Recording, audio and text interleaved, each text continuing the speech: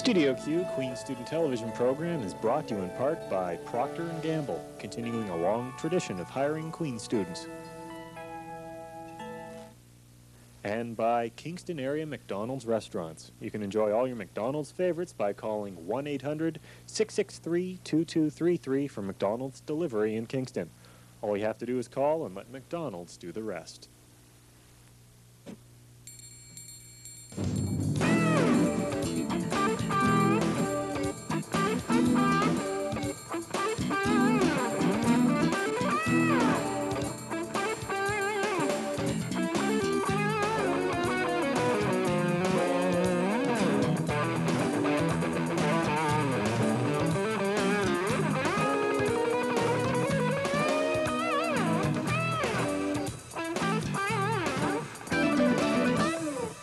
Hi, I'm Teza Lawrence. And I'm Abbey, and welcome to another exciting episode of Studio Q. This week we're on location at one of Queen's hottest spots to study these days, Macquarie. The excitement is mounting here, as you can tell. Actually, I really don't think anyone's doing any studying. No, everyone's just sitting around, drinking coffee, chatting, a lot of talking with everything, and pretending to study. We got a great show lined up for you this week. First, we'll be looking at a controversy brewing over next year's commerce orientation, and we'll also be taking a look at the results from this spring's referendum. But first, our top story this week: almost 300 students gathered at the steps of Richardson Hall Wednesday morning to protest the presence of the Heritage Front here on campus. It was a strong sign to the white supremacist group and to the Queen's administration that racism will not be tolerated here at Queen's. Our own Mike Wise was there with all the details. Immigrants in, Nazis out! Immigrants in, Nazis out! Immigrants in! It was the largest campus demonstration at Queen's in recent memory. Nazis out! Immigrants in, Nazis out! Immigrants in! Anywhere from 200 to 300 students gathered around Richardson Hall to send a strong message to the Heritage Front and to Queen's administration. Why has the administration made on their fat asses and does nothing about this problem? He's referring to this poster put up on campus by a member of the Heritage Front last month as part of a recruitment campaign to attract Queen students with the notion of pride in the white race. The protesters see it as hate literature by white supremacists.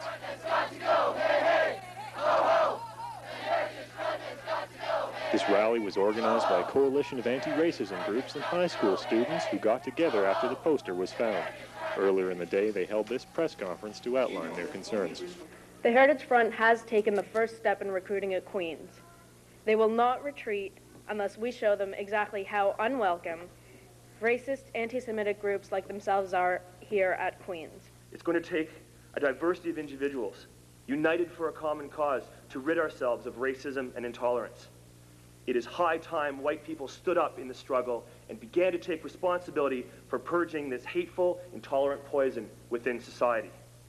Their ambitious plans for the day were dampened quite early with this letter from Principal Smith. They wanted the university to address their concerns, but it picked a day when Principal Smith was locked in meetings with various deans discussing the impact of cutbacks for next year's budget. It had been planned since December, but the letter made no mention of that. Instead, it simply read that he was unable to meet with the coalition because of long-standing commitments and suggested they reschedule for another day. The students took that as a slap in the face. I want to provide leadership in the fight against racism, but only 10 days after he writes that in the Globe and Mail, he admits to Senate that he has yet to see the Heritage Front posters that have been on our campus for 51 days now. Students were invited to sign a book dealing with hate groups in Canada to be given to the principal whenever a new meeting could be arranged. I think by not showing up, it sort of gives him a really bad name. Maybe people who know nothing about him, like me, really get a bad impression of him. With support still going strong, the demonstrators took to the rest of campus. They headed for Summerhill. Historically a former principal's residence, it was full of symbolic value. Hello, Principal Smith, and lock it on your front door!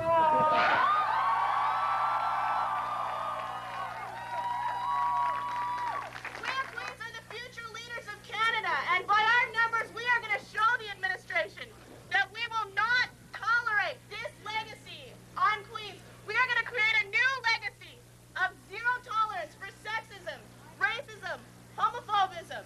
We will not tolerate this anymore. The racist front has to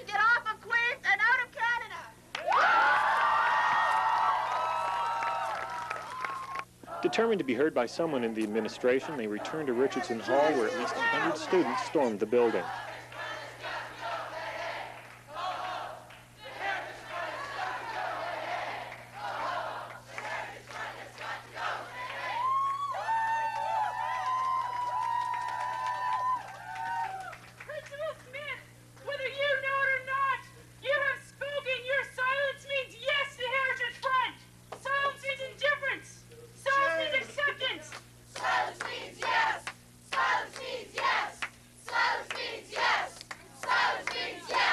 The demonstration was about to disperse when organizers realized that Vice Principal Williams was in his office. They moved quickly to occupy it, where he answered questions point blank from the demonstrators. We would like to leave you to respond publicly instead of in private meetings. We want to leave this here now. It's in the, it's up to you and the administration and Principal Smith to respond publicly. No, that's where you're wrong. That's where you're wrong. If you, I passionately believe that the way in which you respond to the Heritage Front is to respond not as the administration, not as the students, not as the faculty. It's all part of the community. Way you respond, and I am more than willing to agree with you and say it's all part of the community, but we respond as the community. And if you want me to be part of that response, the answer is an unequivocal yes. So are you willing to go downstairs to the front of Richardson Hall with all of these demonstrators and publicly say this to all of them? Sure. What do you want me to say? I'll tell you what. That you will not accept the presence of Heritage Front and neo-Nazi and white supremacist groups on this campus. As long as everybody understands that, yes, they are unwelcome, but no, I cannot, and I don't think anybody in this university, even as a community, can legally bar them. The question of legality, no, it's a question of ethics and morals. It's a question of safety. I am quite willing. It's a question of security. You want to make a speech? It's not about making speeches either. It is. Dr. It's Williams. not. No, it's not. Okay, well, hold on. That's fine. We understand that you're not making a legal statement. No, I'm just saying it is not legal for me to buy. That's fine. That's fine. That I will fight the Heritage Front with you? I just made it. From there, it was down to the front steps once again, this time to address the rest of the crowd. I think you have to understand, the Kingston community has to understand that Nazis, racism, and hate groups are not welcome here.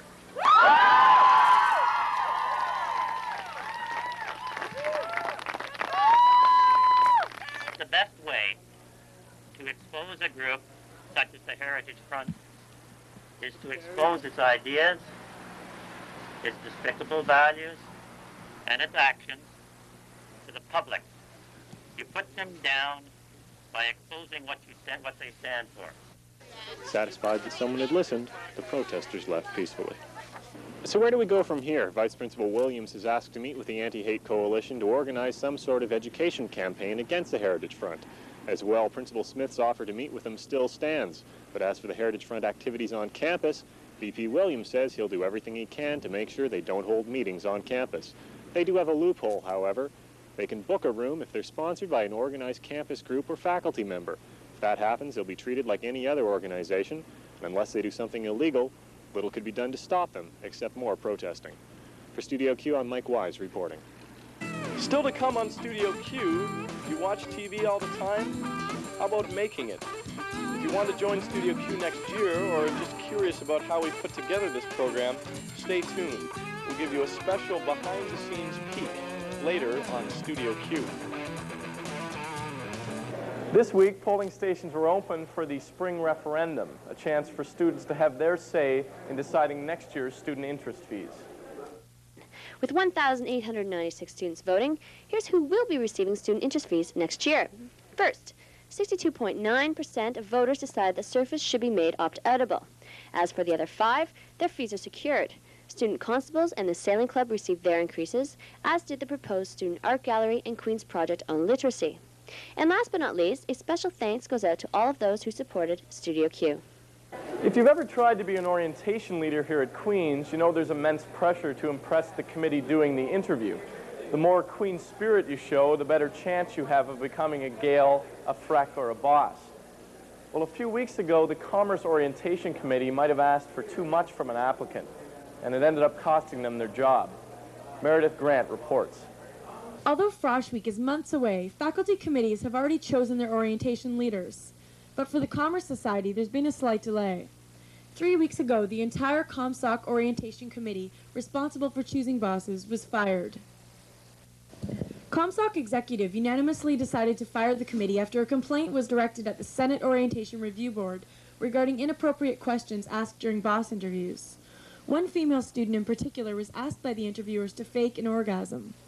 ComSoc President John Wilkin admits that firing the committee was the only option. The Commerce Orientation Committee made a mistake in the questions that they asked during the interviews and the tone that it took on in some of the interviews. They took responsibility immediately and recognized what they did was wrong. And throughout the entire process, what was important to us was education, that they understood and that the bosses understood what's appropriate and not appropriate. After learning of the incident from SORB, Wilkin approached Dr. Jim Bennett for further advice.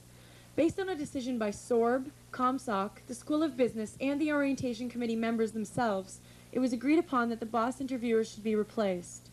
As Dean Jackson, head of the School of Business, explains, this was a decision which all parties agreed upon. We, the School of Business and Commerce Society, both accept the reasonableness of what SORB asked Commerce Society to do. Commerce Society went ahead, did it, dissolved the committee, and I'm very pleased that everybody over here, including the dissolved committee members and the bosses, accepted what had to be done, went ahead, got it done quickly, and we're all putting it behind us. Based on SORB policy, Bennett was the first to recommend that the Orientation Committee be dissolved. And in that regard, SORB is really a member of the very large team of people who really are responsible for the conduct, for the planning and conduct of the Queen's orientation. In an attempt to rectify the situation, the Orientation Committee sent letters of apology to all of the boss interviewees. Due to the serious nature of the incident, though, these apologies were not enough to prevent the entire committee from being replaced. Although most of the boss positions have been filled for next September, there are tentative plans for more interviews. For Studio Q, I'm Meredith Grant reporting. Just when you think that you've heard everything there is to hear about Marriott Food Services, it emerges in controversy once again. On Wednesday, Gut Feeling hosted a food forum in the Lower Cayley. The organizers of the event are attempting to prevent Marriott Food Services from entering into a contract with the university that would be effective for the next 5 years. Unfortunately, student attendance was low. Rainbow Day was a hit on campus Wednesday. Students wore rainbow ribbons to show support for lesbian, gay, and bisexual friends. Rainbow Day is organized by the Lesbian, Gay, and Bisexual Issues Committee. Last weekend, the Queen's Entrepreneur Competition drew 12 teams of students from universities across the country to compete for the grand prize of $3,500. Each team presented their own innovative business plan to 4 judges from the business community. Priscilla de Villiers spoke to the Queens and Kingston community at the Voices of Violence Forum on Tuesday night in Dunning Auditorium. She is the mother of the late Nina de Villiers, who was assaulted in Burlington and brutally murdered and disposed of near Kingston in August of 1991. Her murderer was Jonathan Yeo, a man out on bail and with a long history of violent behavior. After Nina's body was found, and my husband made a final statement to the press, he said, "We do nothing, knowing what we know, and another young girl is watching. We could never live with ourselves." Priscilla de Villiers is the founding president of Caveat, or Canadians Against Violence Everywhere, advocating its termination. The organization is demanding reform in the criminal justice system. Specifically, Caveat is demanding that legislative changes aim to protect the public. De Villiers' personal concern is for the rights of the victims of violent and sexual crimes. Caveat is making its views known to Parliament. So far, the organization has collected more than 2.5 million signatures on petitions that voice its concern about the continuation of violence in Canada. Last Sunday evening, the AMS held their AMS Appreciation Night. The Letters Award was given to students giving a great deal to the university while receiving little recognition. It was awarded to Julia Lipinska, Sylvia Luka, and Amina Ali. The night's most prestigious honor, the Tricolor Award, went to 4 students this year: Bill Holder, Melina Morthy, Jen Steves, and Pete Sutton. It's What's on Where time again. I'm Kathy White, and here's What's Up this week. Alfie's has a Com 97 smoker this Thursday. Friday, don't miss 15-cent chicken wings. Arts 95 has a smoker on Saturday, and Sunday is the Asses Social. The Shot is open Good Friday. Come on down all week long for a half-price pool from noon until 7 p.m. Check out jazz band action every Tuesday night. Dr. Gertie's is getting whacked on Thursday with light prices. Light night continues on Friday until 9:30. Catch the NCAA Final Four games this weekend with drink and food specials. That's it for this week. Have an excellent holiday weekend. Well, the season is coming to an end, very sadly. It is sad. And our lovely executive producer, Steph Wilson, is looking for a new crew. Even Graham and I need replacing. Yes, and while we have had probably most of our staff here on camera as my co-anchor, because my co-anchors have left me so often, we do need help behind the scenes as well. So we're looking for applications for anything. If you want to be a writer, a camera person, an editor, anything. An anchor, whatever you want. Give us an application. And so for any of you who are interested in getting any experience at all in television, or maybe you want to pad your resume or just have a little bit of fun, make sure that your application form is in by April 7th. Very important due date. And you can pick them up either in the Studio Q office, in the JDUC, or the AMS office as well. And to give you a little bit of an idea what you might be getting yourself into, we're replaying our story on behind-the-scenes look at Studio Q. So a little blast from our past. This story gives you a bit of an idea of how fast things sort of move on the show and how change is really important to Studio Q. So without further ado, here is our own Stefan Teague with the candid look behind the scenes of Studio Q.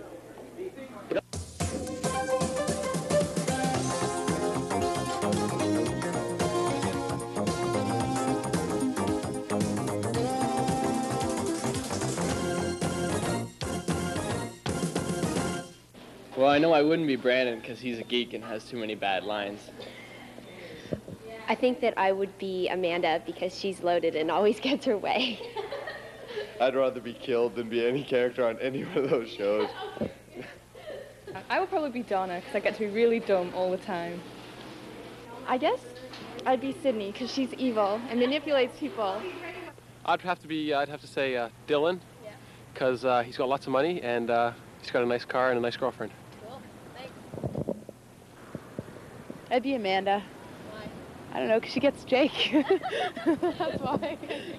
I think I'd be Michael Mancini. Why? Good attention. Well, Michael's a pretty cool guy. He knows how to play the game. Sure, he's evil and all, but the girls keep coming back to him. I've always fantasized about being Brandon's mother, and I'm sort of working on the sex change thing now. I think she's a great lady. Dylan, because he has a Porsche. Jake, definitely. Because he's the coolest guy in the show. Donna, I want to be Donna because then I'd have lots of money. I think I'd be Sydney, actually. She's got a lot of spunk and ambition, and anyways, I like those little flower dresses. I'd be the guy who cleans the pool at Melrose Place, because he's in every episode and never gets a line. Next week on Studio Q, it might be the last week of classes, but we're not finished yet. That's right, Studio Q has been extended.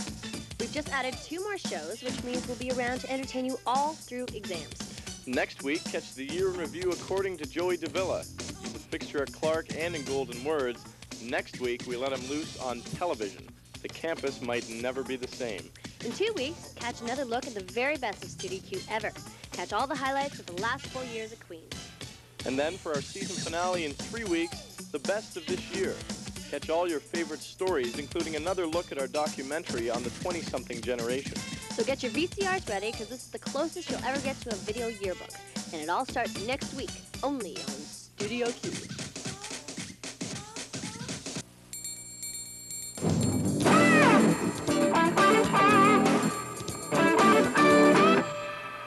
Hi, this is Joe Byrne for Studio Q Sports.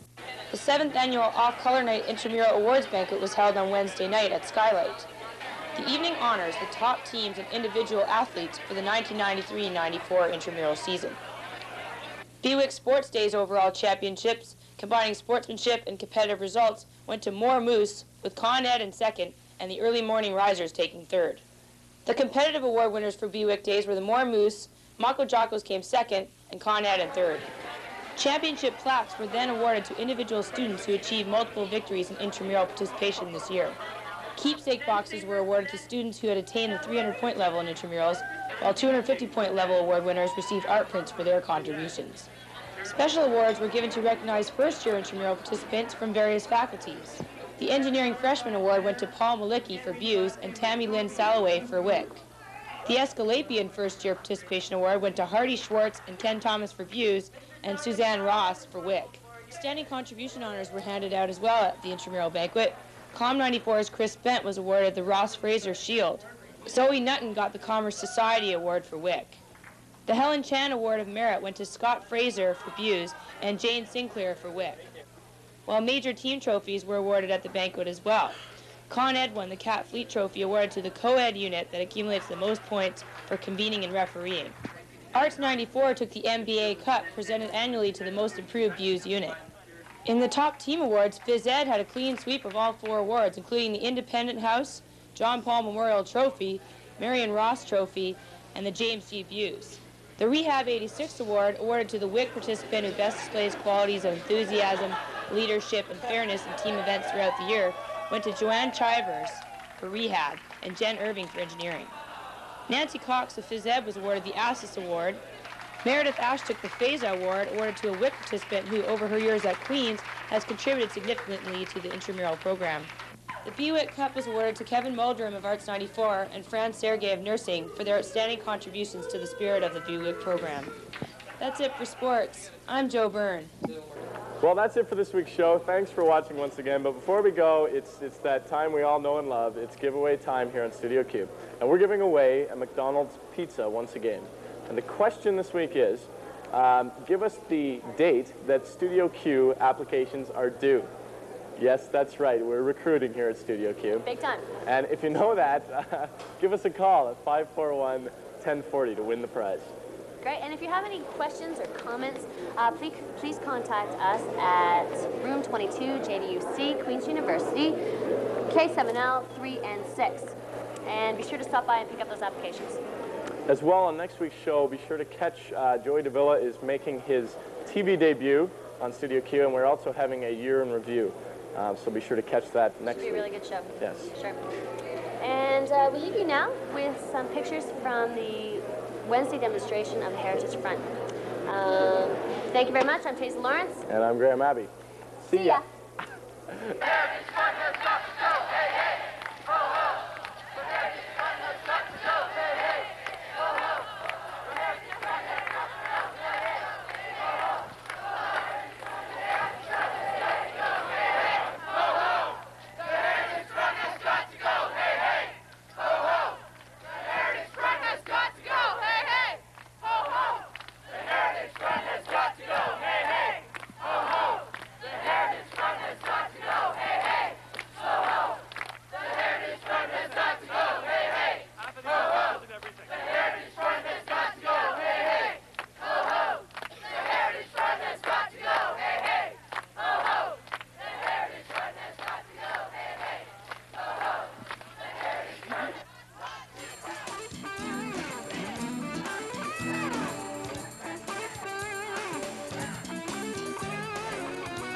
Studio Q is brought to you in part by Procter & Gamble, proudly employing Queen's students for the past 30 years.